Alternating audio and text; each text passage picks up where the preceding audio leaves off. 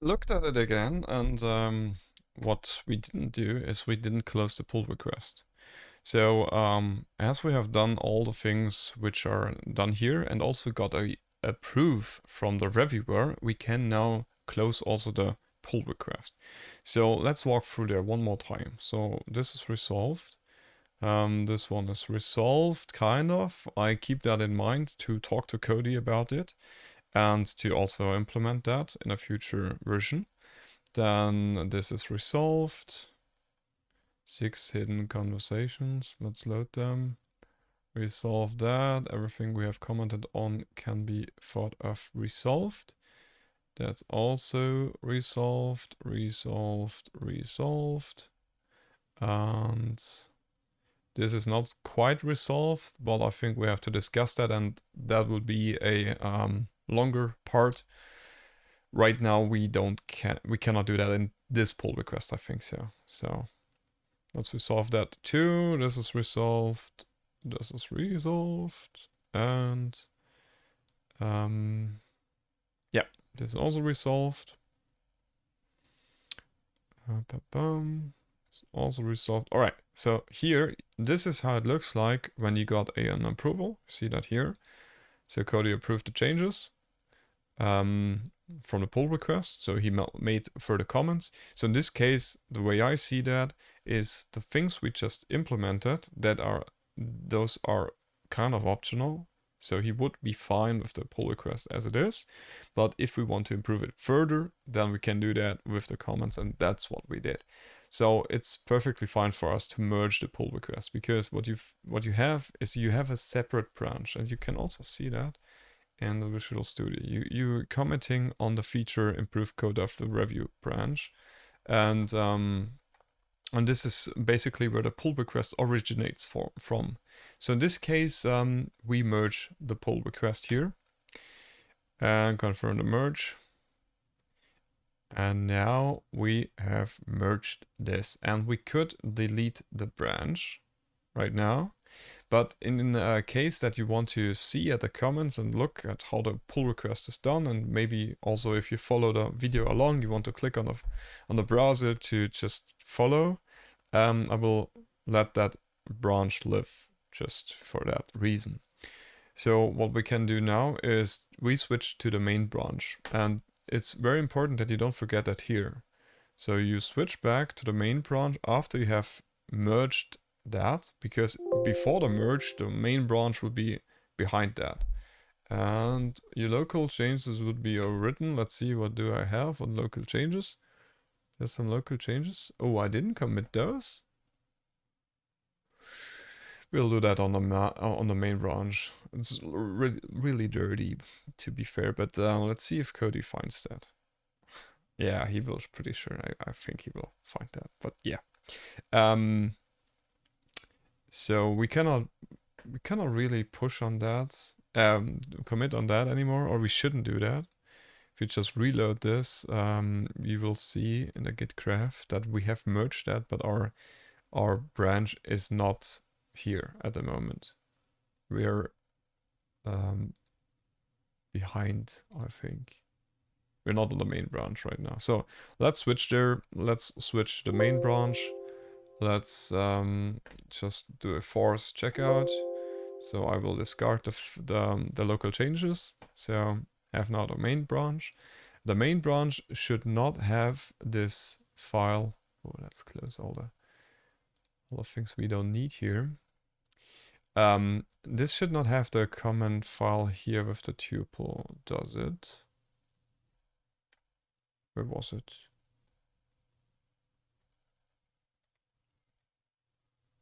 Oh, the main branch is not up to date, I think. So we just have to just pull once more. Right? Now we have it, and now we can change that little correction. And now I will just also, if it's not really a good idea generally to push on the main branch, I will do that. Smaller correction. Missed in the PR1. So this is done. And I think now there's a good time to look at linting. So As you know from the lesson, we have this automatic linter formatted type checks, and I will just apply the lesson on the code base here. So get ready to get some punches to the face, because linting is always, most likely always like that. I will sync the changes, and then first off I will do a new branch. Create new branch, and the branch name would be, let's go again with feature linting.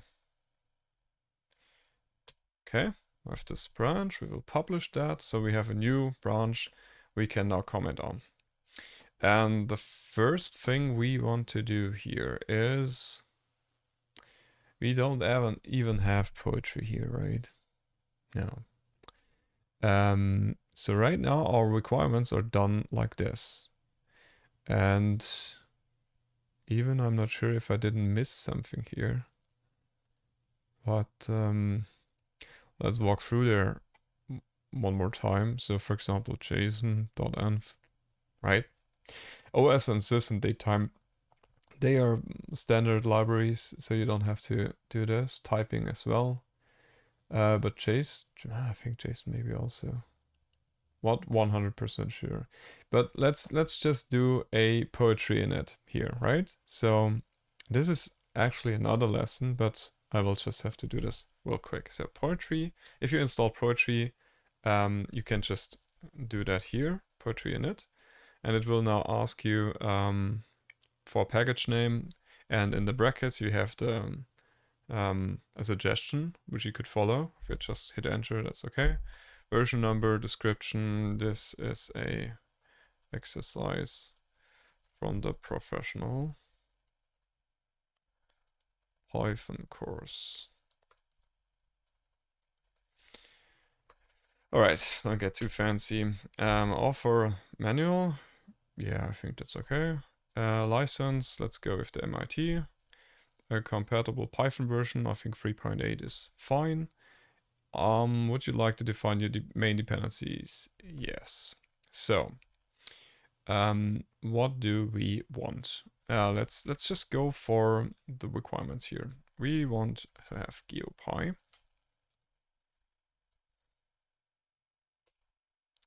And now it looks for matching descriptions. So for example, here GeoPy is on the top, so 0 would be that case.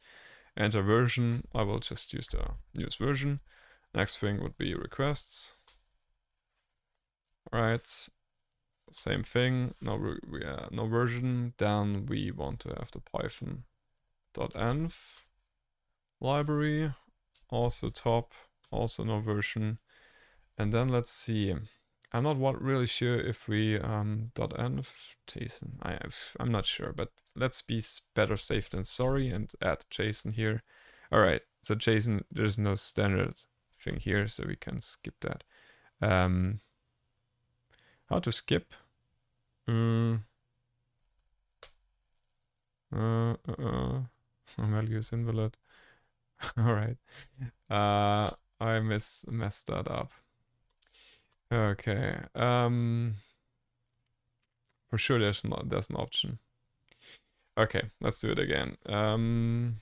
This is an X. Would you like to define the development dependencies interactively? Yes. We want to have now Flake. Is there a Flake 9? Yeah. Flake 9, latest version, and maybe also PyLint. Latest version, and also black. It's all those stuff we will be needing right in a second. And I think that's about it. Or do we need more? PyLint, black? No. I don't know if task is a thing. I don't think so, because task is an executable. Oh, there is one. Okay. Done. I will use task. And I think that's it. Yes. Now, you see here the TOML file should be created here, and you have your licenses already, licenses description and dependencies already done here. And now we can start with task.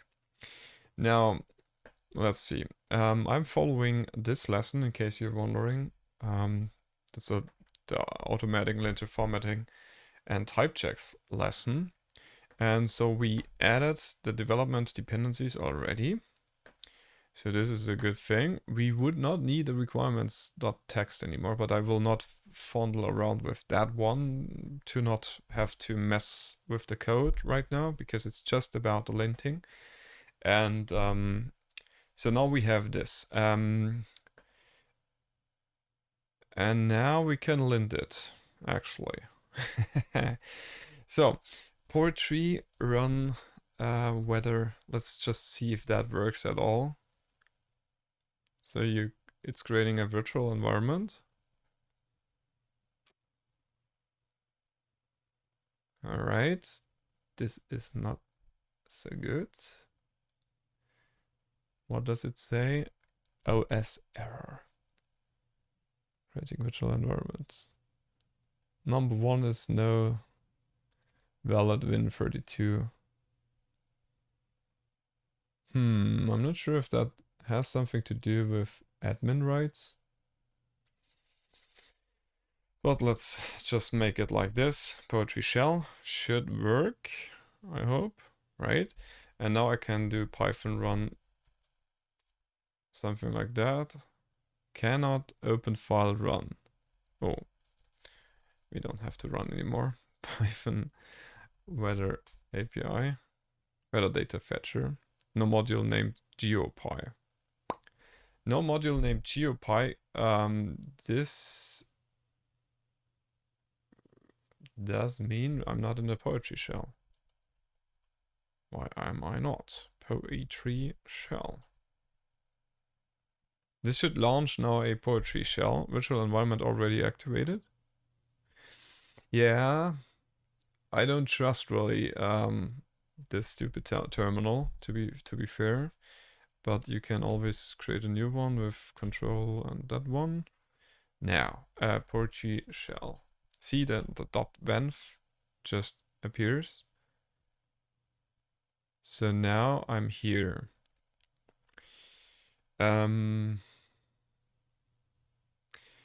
Yeah, poetry. Oh, I know what I forgot. Sorry, that was a mistake. I would need to.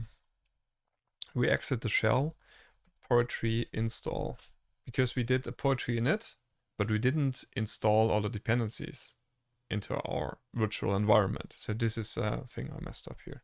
And here we have the problem, and I think that has something to do with admin rights, because it wants to do an install and it cannot do that because of a permission error. So I will just launch quickly to Visual Studio Code in admin mode, and let's see if that works.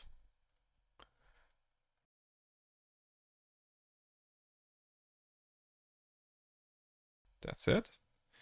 This should now. Right, it's not the admin. Oh, I have dependency issues. No version of tasks match. Let's skip the task. I think the task should be installed via an executable and does not have to be included in here. So I think we can do that. And depends on click. Task requires click. All right, let's skip task. Do the poetry install once again.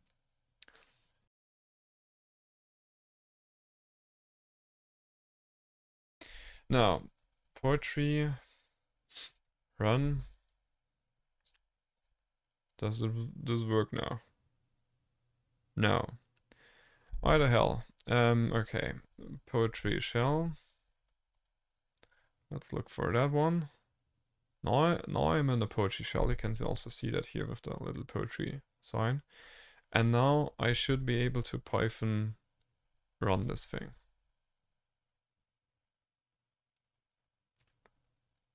Yeah. So I will do that like this. So, all right. So this works.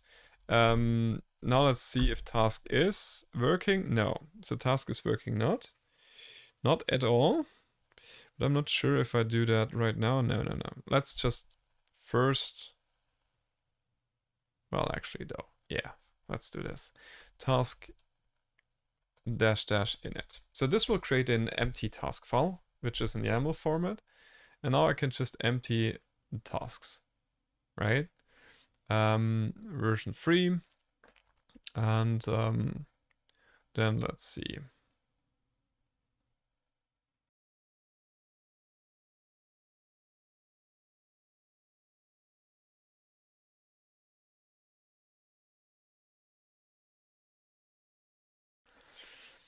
And it does not run. No module named poetry. I'm in a poetry shell, that could be the case. So exit out of the poetry and do a task run again. Now I have the same shit again. So let's see if this is solvable. File not found error.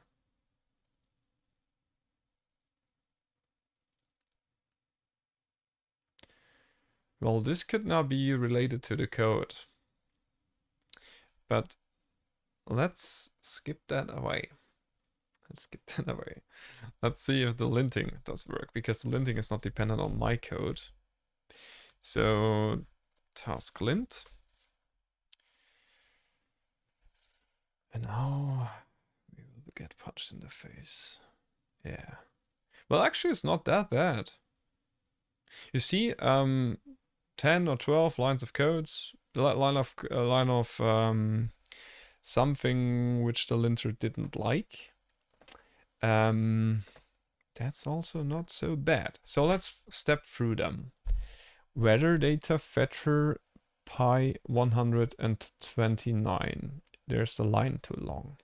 Yeah, sure.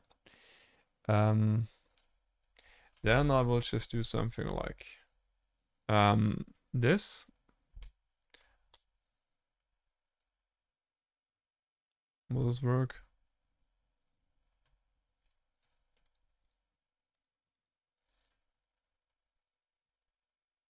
Not sure. Let's see if that works. Please look. Let's stop here.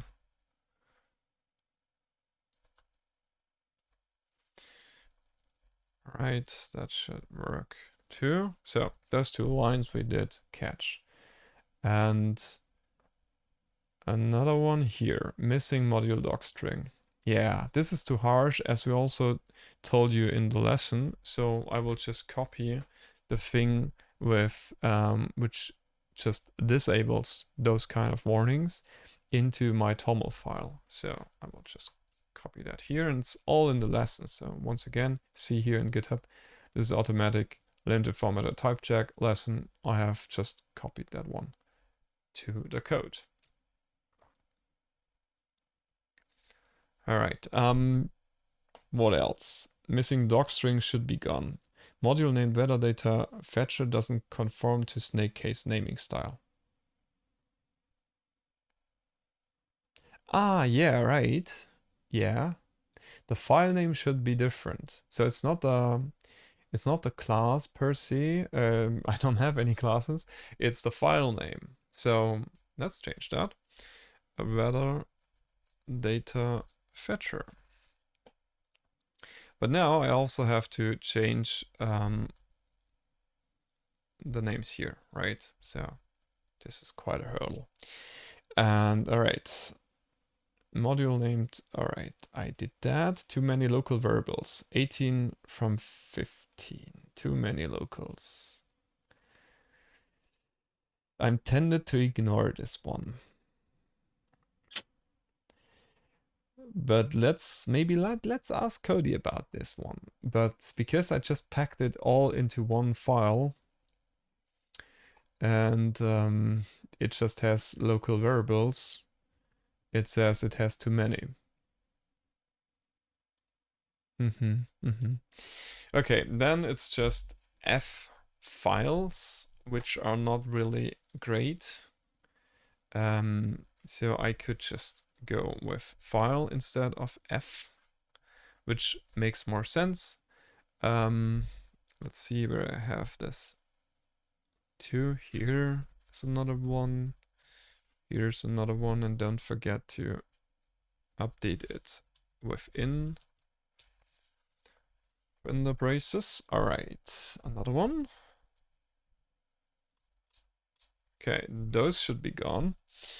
Missing timeout argument for the method requests.get can cause your programs to hang indefinitely.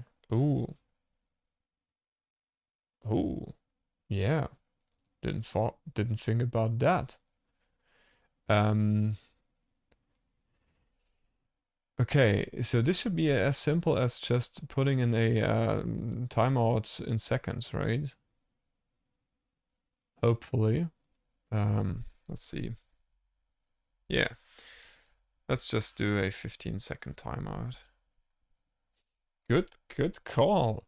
You see, this is a perfect example where your code gets insanely better by just looking at the linter and taking it seriously to do what stands here in the comments.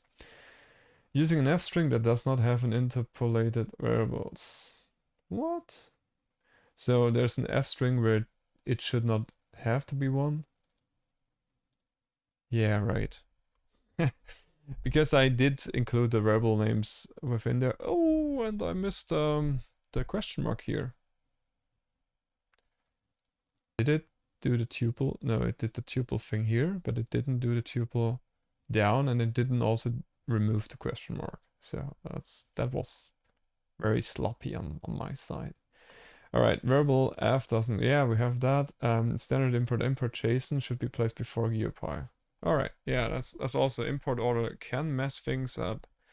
So I think this should be fine. Let's move GeoPy to the bottom. Let's say this would, I'm not sure. I think they're all the same level. Let's try to lint it again and see how many errors we get still. We have still not done the line too long thing. All right, it's still too long. But 100 is okay. So now we're getting really to the limit here. So yeah, in this case, it's another line, right? So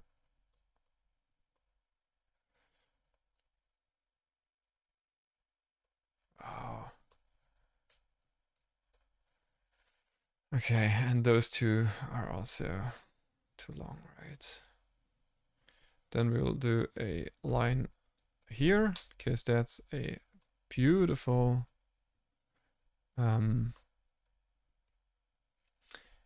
beautiful separation point.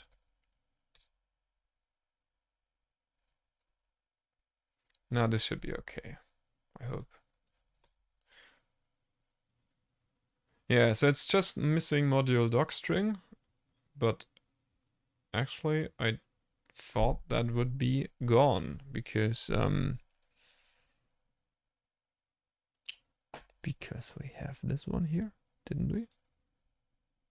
Oh, we saved that one, hopefully. Yeah. So tool pilot message control disable blah blah blah blah blah missing module docstring. Let's also add to it two many locals. For this case, we have to have a discussion about it with Cody. I'm not 100% sure, but in my opinion, 18 local variables is just fine. But in this case, I'm not quite sure if I do have to do another poetry install. And this doesn't work for sure. Invalid toml file. Unexpected character at line 31. What? Oh yeah. Should be coming here. No dependencies to install or update. But this is not it does not omit the rule. It's the right file, right? I think there has to be something special section. I don't know if it has something to do with the empty spaces or so. Actually, I don't think we have to install something. I don't think, because it will scan through the file and there's nothing new, no new dependencies. Maybe it's the log file. That could be it. Let's delete the log file and install again. Hopefully that creates the log file again. Yeah. I'm not 100% sure. Poetry, no, task. We have task, which is beautiful. Task lint, and it should now give us not a single warning. Hopefully. Okay. It didn't. Great. All right, we have it. Now Linter is satisfied. All right, but we didn't do a formatting thing, right? So this is stuff we could also do. So let's see. I will just look at the thing here under lesson, and we will just modify our task file. So it is the linting still, and we have now multiple stuff. And actually here I don't really understand the linting, the file, but let's see. Let's see. Python, in this case, it's not. It's not free for me. It's just Python. And we have the module name is a different one. Actually, it is not really a module. I think that would maybe make sense because I just have a file, right? I think this is just the case why it's not working. Well, let's see. Portrait one run, but this didn't do anything, right? So here, I'm not 100% sure why this sign here. Is it because it's a multi-line input? Could be. Maybe we have to adopt the same strategy for the run option as well. To do a poetry shell, right? Just try something out here. We could do a poetry shell and then a Python run would make sense in my opinion. But let's see if the flake 8 and does work here. So I save the task file and do a a task lint. Fail to run task lint, access no such file. Cannot open poetry. Ah. It wasn't like that, right?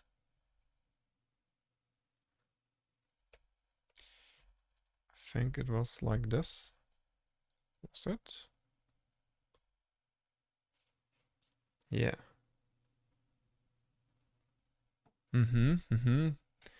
No file validator fetcher. Maybe I have to include the file extension.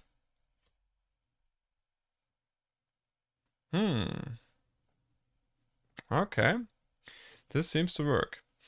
Now let's adopt the same strategy here as well. So it is, no, I think this one works. Poetry shell launches the shell, and then I have, because it's a multi-line input, I maybe have to do a backslash here. So let's see if that works. Too many arguments. Python run validator fetcher. Oh, yeah. But I think this will work. No. Why does it not work? I'm not sure. So this is a multi-line, but single.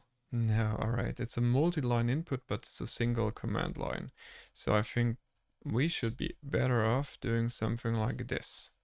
Poetry shell and then Python data fetcher. No? Spawning shell within. Yeah, but it doesn't do anything, right? Ah, strange, strange, strange. Let's try it one more time. Yeah, it just closes immediately out. It's a shame. So for the run command, I have still to do something here.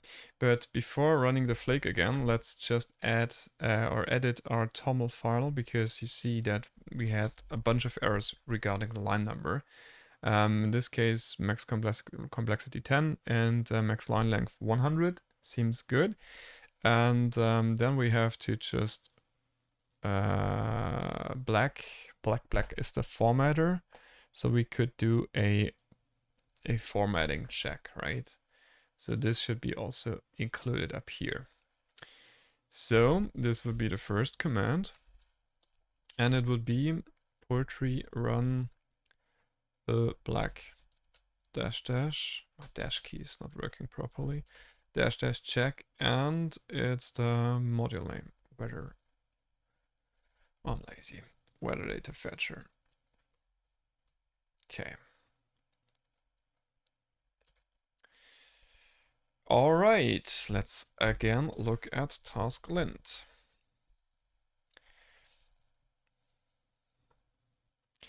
One file would be left unchanged. That is a great thing. And here we have some more errors. You see, it's still not having the changes.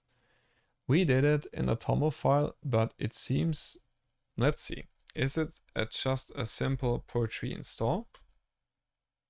First option, poetry install, and then just poetry, no, just again task lint. If it's still not working, I will delete the log file and run it again, and then it should be definitely, yeah, seems like the log file is preventing that from happening. So again, task, no, not task, poetry install. So it creates now a new log file. And maybe there's a better way around it, because I mean, should not be that hard to update that.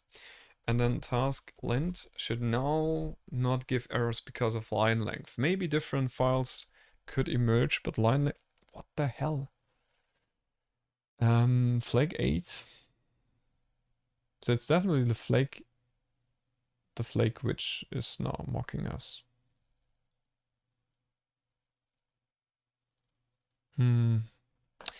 So what I changed is, oh, tool black could also have a line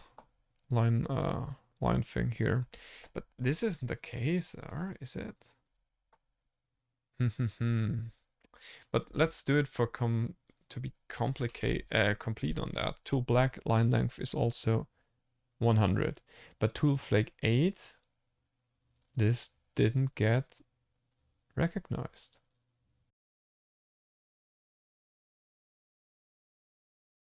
And if it's not resolved here, I mean, it's just the line lengths. So to summarize it a little bit, all right, let's not bother about this. It's line lengths, which has to be, yeah, you know, it's about, yeah, I mean, it comes from a time long ago where the screens were 4x3 and stuff like that. So line lengths are not that critical anymore. But what did we catch really? We catched a f string which didn't need to be there, so it's bad practice to do this. We catched the request not being a timeout parameter, which is a good thing, and we had some really strange problems about task run, which is not possible to do it like that, and I'm not really sure why. So part of me wants to find out why. But yeah, to summarize it, it was working, or it is working with this Python, with this poetry shell. So you can do stuff like that. Maybe I waited here a little bit, but yeah, I think this is working. Yeah, and With the other things, I think that's a good thing to have a discussion about. So I'm looking forward to do this with Cody together. And yeah, feel free to watch that once it is available. And for the time being, all the best to you. If you have questions, comments, just leave a comment here or just hop on Discord. We will be there frequently. And all the best to you. See you later, guys.